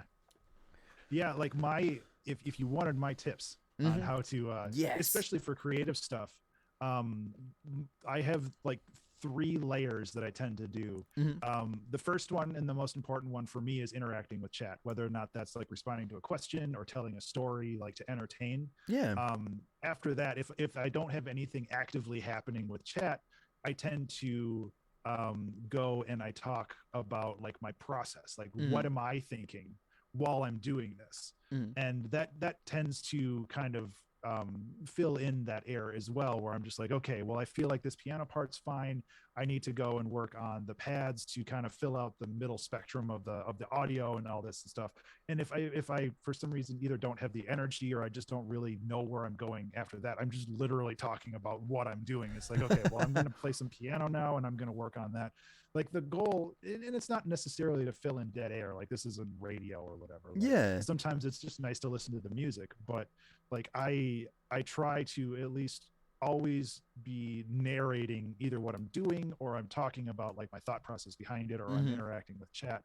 And like all of those are just so valuable for being an engaging streamer. Yes. And Yeah. I would imagine that something similar could be done with like let's plays. Like you're either Mhm. talking about chat or you're talking about like, oh, my thoughts on this game, or it's just like, well, I don't really have any thoughts on the game. This is literally what I'm doing in Yeah. the game. Yeah. Like that, those layers are really valuable for me when I'm streaming, just to keep things moving. Mm-hmm. And you would like seriously have no idea how many people that I get on their stream and they're doing this.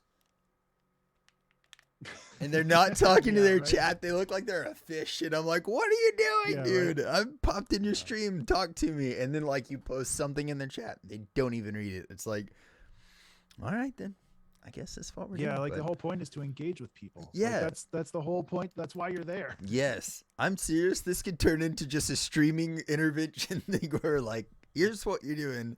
That like, Yeah. but even just taking those 3 things that you just said, like that would help people, in some people, like just expand insanely. I mean, like if people just Yeah. tried a little in that sense, man. Yeah.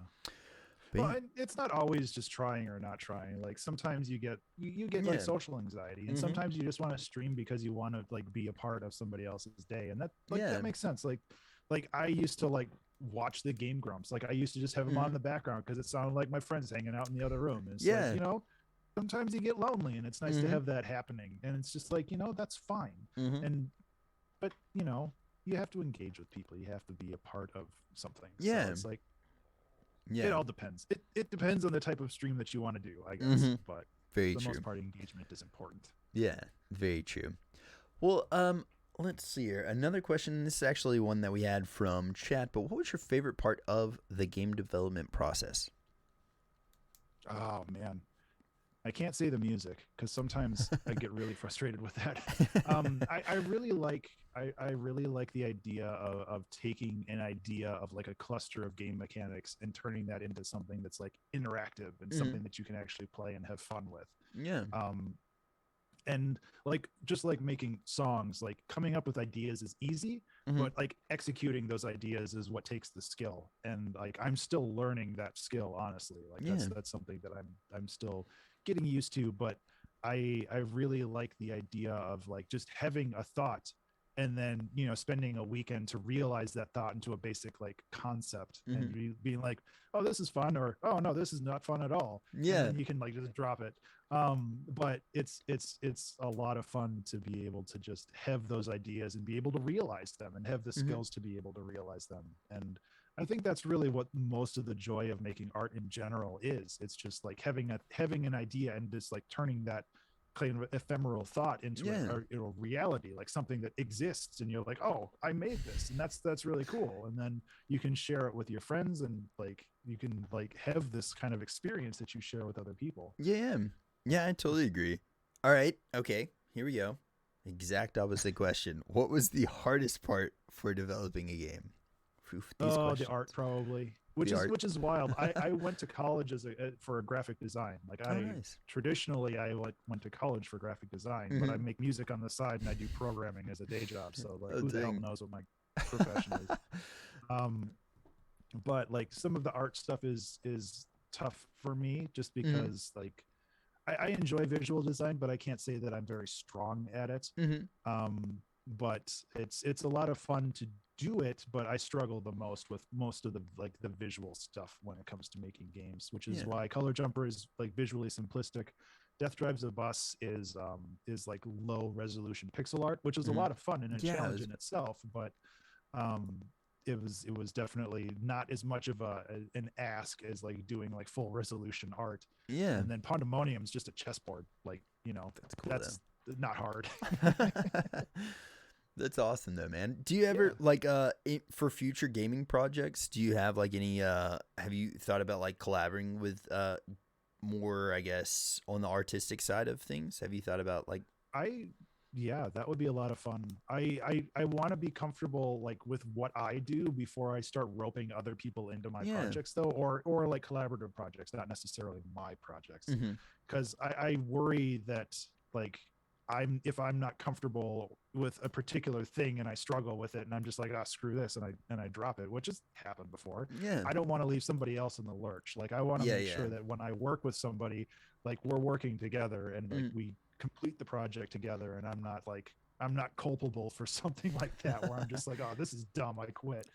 um which is why I like working by myself, because I have that flexibility. But I also know that because I work by Mhm. myself with a lot of this stuff, like I don't have that reach, But both that like social media reach or whatever. mhm. Sorry, go ahead. No, I was just going to say like I think that's a really good way of like I mean, it's a great way to build your solid foundation. You know what I mean? I think a lot of the time, sometimes people come into it and they're just like, let's get every. I do voice acting sometimes. I really kind of have backed away from it a lot recently because of this exact thing. But a lot of people will like their first project. They're like, I need all the freaking like I need Yeah, an I'm the ideas animator. guy. Like everybody come, Yeah, yeah, like and then like 2 months later, and you've done like all these different lines and stuff, and then like and there goes the project. They're like, no, never mind, can't do it.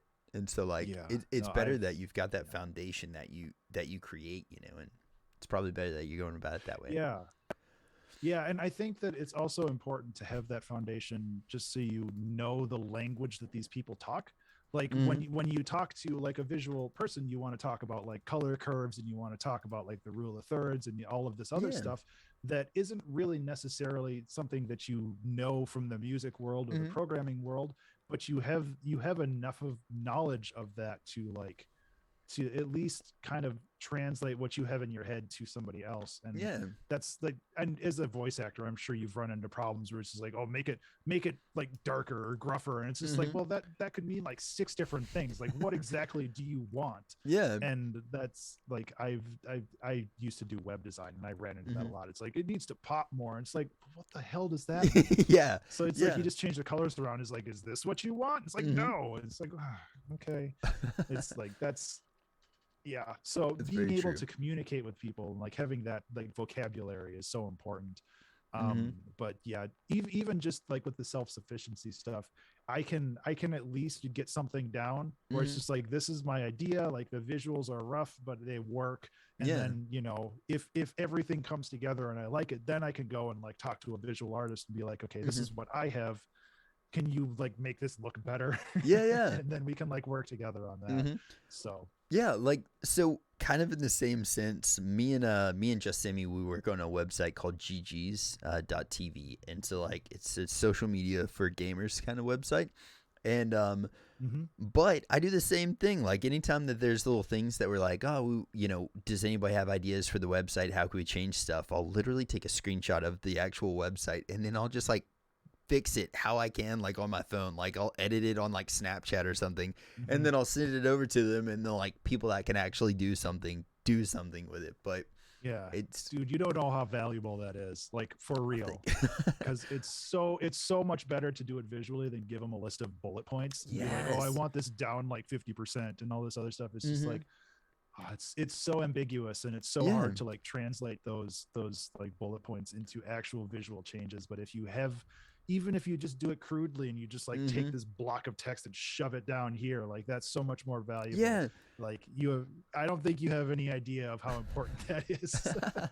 Simi said, "Please give me stupid sketches." But yeah, like I've always hated whenever we have like meetings or something like that, and we're like brainstorming or something, and people give you more like well, this isn't right type stuff, but they don't really give you like Yeah, a finite like thing to really work on, or like you said, kind of like yeah. make it pop. But it's like, all right, that sounds cool, but like, what do you really want me to do? Like, actually, how can I make Yeah, this pop for you? What do you want? Like bolder yeah. letters or like and so yeah, and I think that goes back to kind of just communication skills. Like the Hmm. reason that I do the Snapchat thing is because I'm like, well, I can't. I could describe it to them for a long time, but I'm just gonna do like a quick crappy drawing and then make Yeah. myself laugh about what I put on there, and then I'm gonna send it over to them. So, I mean, that's the crazy thing. It saves everybody time, mm-hmm. but like, even you having the knowledge to like actually do that on your phone and just like having the ability to do that, because most people don't have that ability. They don't know that they can do that on Snapchat or have Yeah. like an editing program. Mm-hmm. So it's just like that is right there is exactly what I'm talking about, where it's just like you have enough knowledge, you have enough foresight to have that ability to just do it and send it Kind over and not send like a dissertation to them being like, this is what's wrong with it. of. Yeah. Well, I appreciate you saying so. Never thought of it like that. I'm just always kind of like stumbling along through my day, and then I'm like, well, here we go. Yeah. Oh yeah, saves everybody time. It's great. I like it. Well, nice, man. Well, do you have? So I know you said that you're going to be releasing your next album is going to be in December, and did you say you had a date on that one, or just kind Yeah, of? December 3rd for the 2 Hour Track Challenge Volume 12. That's Yeah. going to go out to Bandcamp, Spotify, all the distribution. I have a collaboration with a buddy of mine on Twitter called B Slick. Mm-hmm. I think we're releasing that December 31st. That's just a single, so that'll be fine. I think the Pandemonium soundtrack is going to come probably late January, and then this November album that I'm working on now is probably going to come in February.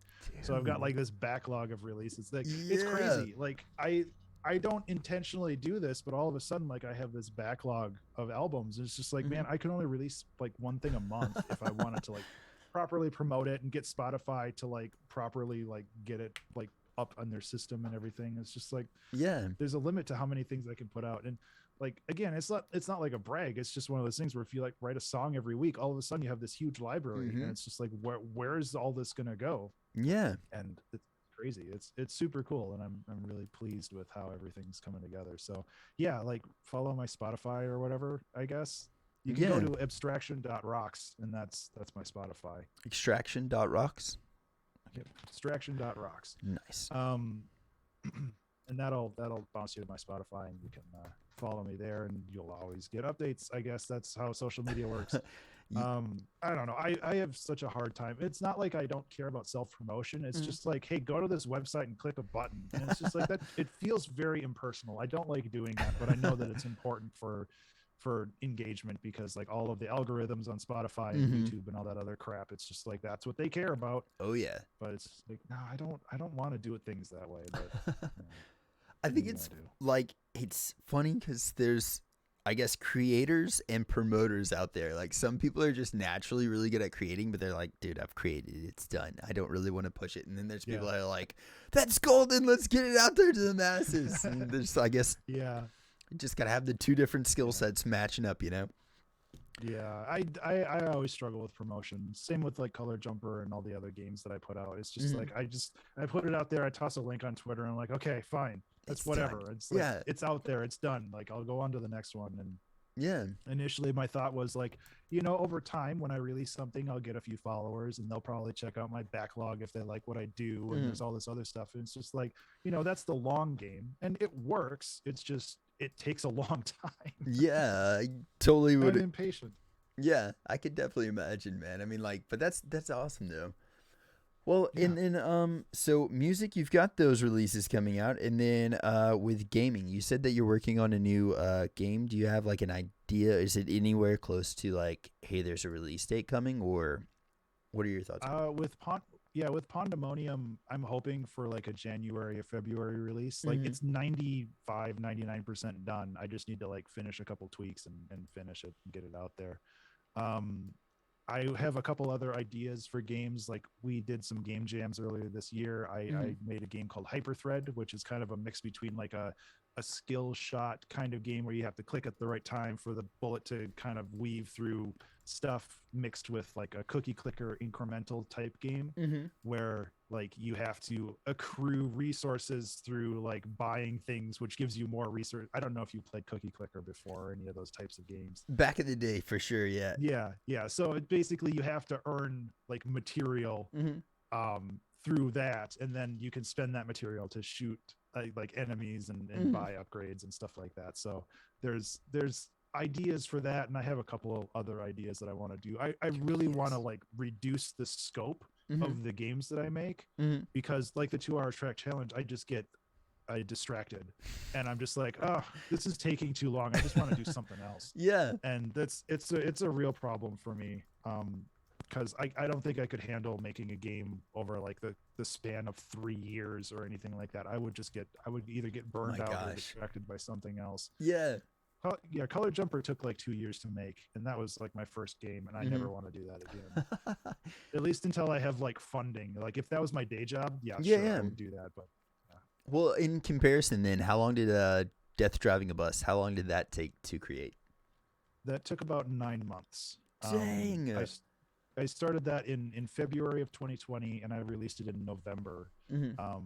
Like the majority of it, my wife was playing Animal Crossing like Mhm. at the TV over there, and I just kind of sat next to her, like looking stuff up when she was like lost or confused on something. So I kind of helped her out there, and I just worked on the game. We just kind of hung Yeah. out together and did our own thing. So yeah, that was about 9 months, and like some of that, like I didn't work on it for a month just because I was Mhm. busy with other stuff or whatever. But like the whole cycle was about 9 months. That is insane, though. Do you contribute like the difference in the timing variation to like things that you learned from the first project? You were just able to. Absolutely, yeah.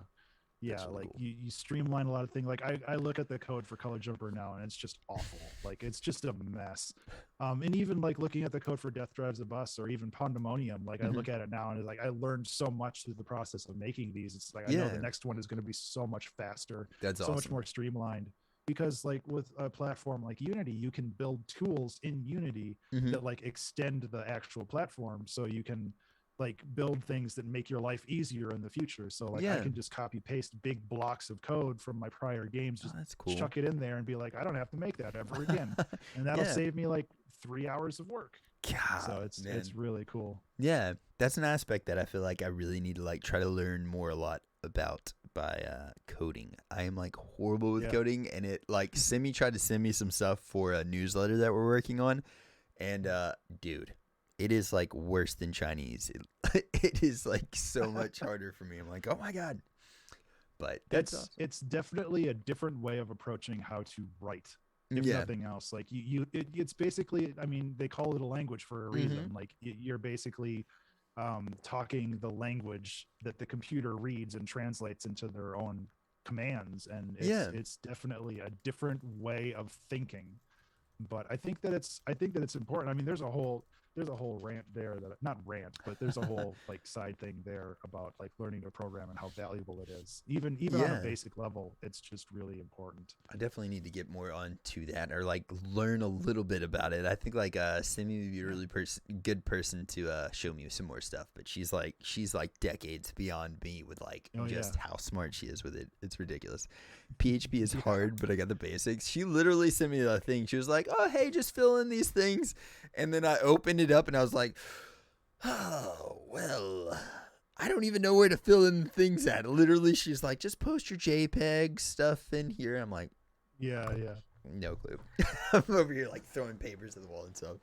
yeah.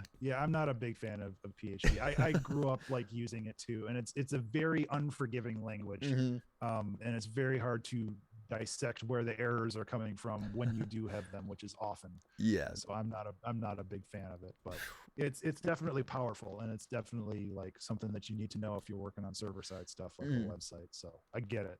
Yeah, But yeah. I don't like using it. Ugh, man, I'm telling you, it is complete Chinese to me. But brother, Yeah. thank you so much for coming on here and thank you for your time man. today, man. I know you're a busy guy and family man, so thank you. Thank you for taking some time to hang out with Absolutely. us, man. Yeah, And there's no cats around this time. I was gonna show off a cat. I know, yeah. There's Tycho. Give me a second. Oh, there I'll you be right go. back. Yes, we're getting a cat.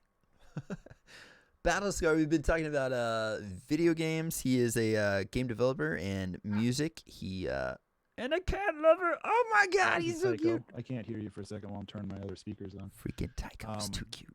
We have 4 cats. We got them mostly through Angel of Hope, Aw, so they're lovely. they're so cute. He was just asleep, so he's very chill right now, which is nice. He's like, just hold me and I'm gonna go back to sleep Yeah. now. Nice. Yep. But yeah, we have 4 cats, and we love them very much. Ugh. I'm sure you saw on the preview for Twitter. That was Tito. Yeah. He was very chill. Oh my gosh, But, man. yep. You said a family, man. We only have cats. We don't have kids. Hey, there you go though. I'm telling you, like, my dog child is like more dramatic than my child. So I mean, Yeah. animals can be just as much a child as a real little Oh, child. yeah. Mm. Yeah. Tycho's gonna be a baby forever. He's just a little whiner. Aw, He's a good he's so cute though. Oh my gosh, claws. But yes, nice man. Well, seriously, thank you so much for getting on here, brother. And yeah, you have a blessed rest of your night. And after some of your releases, if you'd like to get back on, man, we'd love to have you back on here for sure. Yeah, it'll be super fun to talk again. This is a blast. I love talking about creativity and just like Me too. kind of group like community stuff, and just like getting everybody together and like lifting each other up. And that's like the biggest thing for me, is just like Heck yes. making sure that everybody kind of grows together. Like Yeah. there's no reason to compete for this kind of stuff. So That's 100% the truth, man. Seriously. Well, brother, again, thank you so much for being here, and you have a blessed rest of your night. And hug all your Yeah. cats for us. I will. You take care, man. All right, be good, brother. Yep. See ya. Bum bum bum. Pow, guys, that was Ben Burns. What a freaking awesome and nice dude. Seriously, thank you so much, Ben, for coming on here. You're freaking awesome. And guys, I'm gonna in this whenever I edit this, I'll post the highlight on Twitch, and then I'll also be posting the entire video on YouTube, and I'll be putting all of his links on there. So please check him out. Such an awesome dude. I would love to work on a song with you at some point, man. And until then, we're gonna hit this guy, Professor Kilroy, with a raid. I know he is trying to get affiliated. Guys, again, thank y'all so freaking much for hanging out. I know this is an earlier stream than we normally do, and yeah, everybody, please go follow Ben on Twitter, and we will most definitely be posting all of his links in as well too. Let's go in and hit him up on here. Shout him out. Shout out Ben. There you go. Boom, shouting out Ben Burns, guys. And please, if anybody does have a little bit of a moment to spare, Professor Kilroy is also doing a stream. He's trying to get to affiliate, so if anybody's available to hang out with him for a little bit, yeah, just hit him with a follow. I think he's working on that affiliation stream right now. Mod here, just let me do my job. Nice. Well, you guys have a blessed rest of your night. I'm going to go eat so much food. I'm going to pass out. I'll be posting all of you guys' pictures. Oh, came in at the end. I hope you had a great stream. Betsy, I did. Guys, please go check out Betsy as well. Freaking amazing person. Such a nice, freaking awesome person. You guys have a blessed night. And if anybody needs anything at all from me, please don't hesitate. Freaking DM me. I am 100% available to everybody. DM me if you need anything at all. Freaking love you guys, and I'll catch y'all tomorrow. Toodles.